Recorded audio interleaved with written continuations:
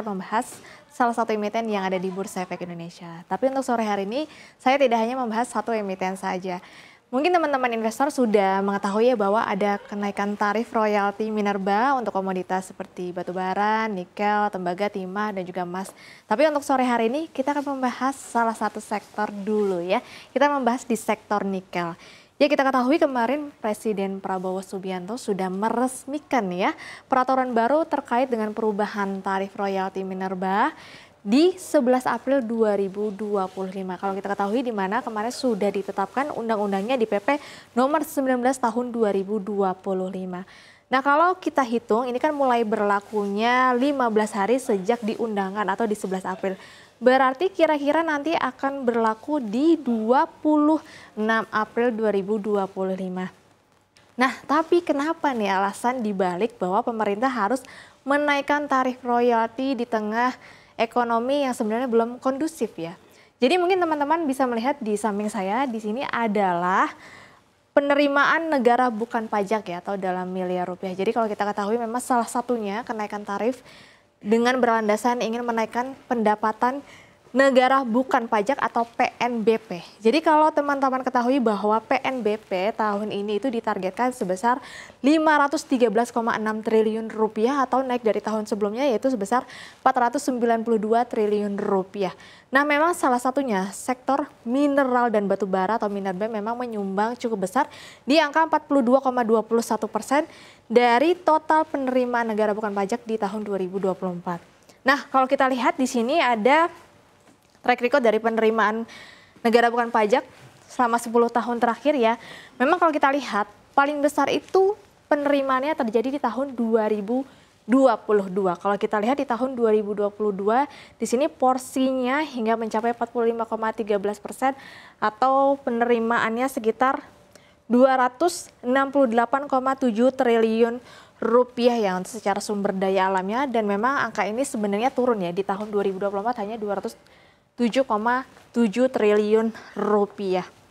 Nah, selain memang untuk penerimaan bukan pajak atau PNBP, kita ketahui juga mungkin memang ada alasan lain ya, karena kalau misalkan harga nikelnya sebenarnya naik, ini juga memang secara tarif juga akan ada kenaikan memang tergantung juga dari sisi penjualan. Nah, mungkin kita bisa mengecek harga nikel saat ini.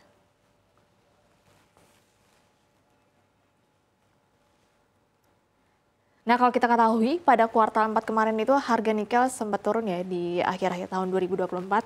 Kemudian sempat mengalami kenaikan tapi turun lagi di sekitar bulan Maret, baru mulai di pertengahan April ada kenaikan lagi. Tapi kalau kita lihat secara year to date sebenarnya harga nikel masih turun sekitar 15%. Atau saat ini berada di level 15 hingga 16.000 US dollar per ton.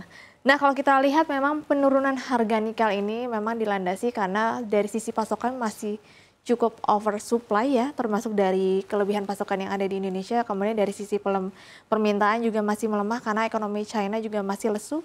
Meskipun kemarin kalau kita lihat PDB yang rilis hari ini bahwa China memang sudah membukukan peningkatan pertumbuhan ekonomi ya di 5,4%, tapi memang sayangnya dari sisi komoditas beberapa masih terjadi penurunan. Kemudian kalau kita lihat juga perang dagang antara China dan juga Amerika Serikat ini masih berkecimpung, bahkan di mana Amerika Serikat akan menaikkan tarif sebesar 245% terhadap China. Tentu saja ini dapat menjadi kekhawatiran bahwa terhadap permintaan nikel nantinya akan turun jika industrinya juga turun. Kemudian kalau kita lihat memang dari sisi supply yang lain, ada kelebihan pasokan di stok London Metal Exchange atau LME.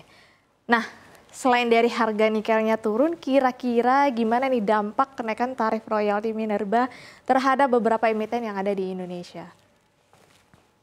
Tapi sebelum membahas emitennya, mungkin kita bahas dulu dari sisi tarifnya ya, biar teman-teman juga paham ya. Jadi kalau kita lihat di sini, mungkin kita bisa lihat dari sisi tarif royaltinya dulu ya. Kita ke slide ke tarif royalti sebelum membahas emitennya, biar teman-teman di sini ada gambarannya bahwa berapa besar sih tarif royalti kenaikannya. Ya, jadi sebenarnya kalau kita lihat tarif royalti ini ada 4 jenis ya. Di Indonesia itu ada 4 jenis nikel. Jadi di sini kita bahas dulu 2. Yang pertama ada nikel ore dan juga ferronikel atau Feni. Jadi kalau nikel ore ini adalah yang masih biji mentahnya nikel ya. Jadi memang belum diolah. Sekarang kan memang wajib harus dihilirisasi terlebih dahulu ya. Nah, sekarang harga nikel itu masih di level 15 hingga 16 ribu US dollar per ton. Nah, di sini tuh ada beberapa referensi price, ada 5 yaitu kurang dari 18 ribu. 18.000 hingga 21.000, 21.000 hingga 24.000, 24.000 hingga 31.000 dan di atas 31.000. Nah, kita harganya saat ini masih dikurang 18.000 US dollar per ton.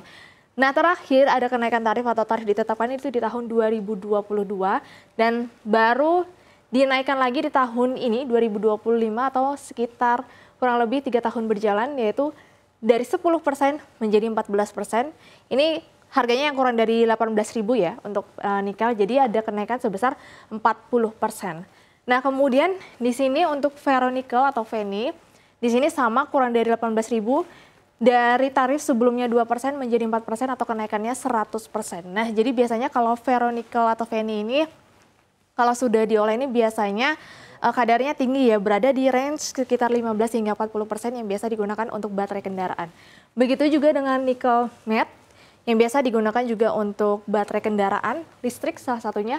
Untuk harga kurang dari 18.000 US dollar per ton, di sini rate sebelumnya 2% menjadi 3,5% atau kenaikannya sebesar 75%. Kemudian untuk yang kalorinya rendah, untuk nikel matte itu kalorinya tinggi ya. Untuk yang rendah ada nikel pig iron, di sini yang kurang dari 18.000 harganya dari sebelumnya 5%, tarifnya tetap di 5% atau tidak ada perubahan ya. Biasanya nikel pig iron ini digunakan untuk bahan baku stainless steel ya. Jadi memang kadarnya sedikit lebih rendah dibandingkan Feni dan juga nikel matte. Nah, untuk selanjutnya baru nih kita akan membahas emiten-emitennya.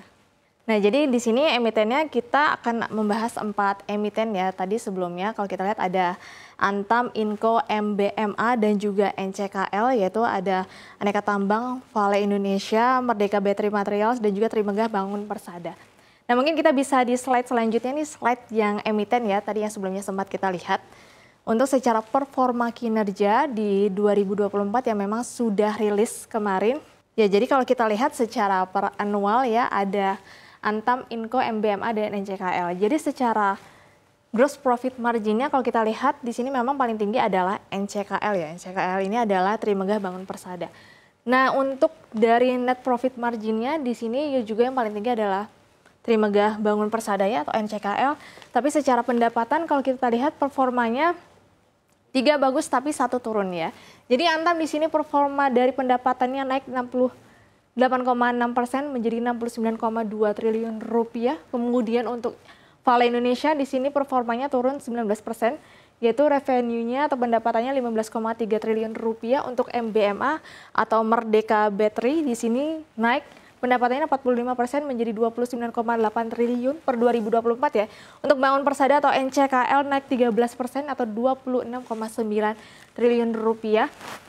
Nah, jadi untuk Vale Indonesia memang turun kalau kita ketahui bahwa Inco memang 100% bisnisnya di nikel ya, dan kita ketahui di kuartal 4 kemarin nikel harganya sempat anjlok, jadi memang ini sangat mempengaruhi kinerja dari perseroan. Sementara kalau Antam, MBMA dan juga NCKL memang bisnisnya bukan hanya di nikel, jadi masih terdorong oleh komoditas lain.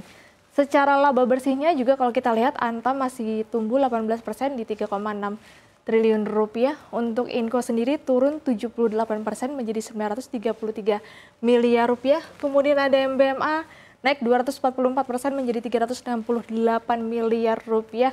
Dan juga untuk NCKL naik di 13% menjadi 6,38 triliun rupiah.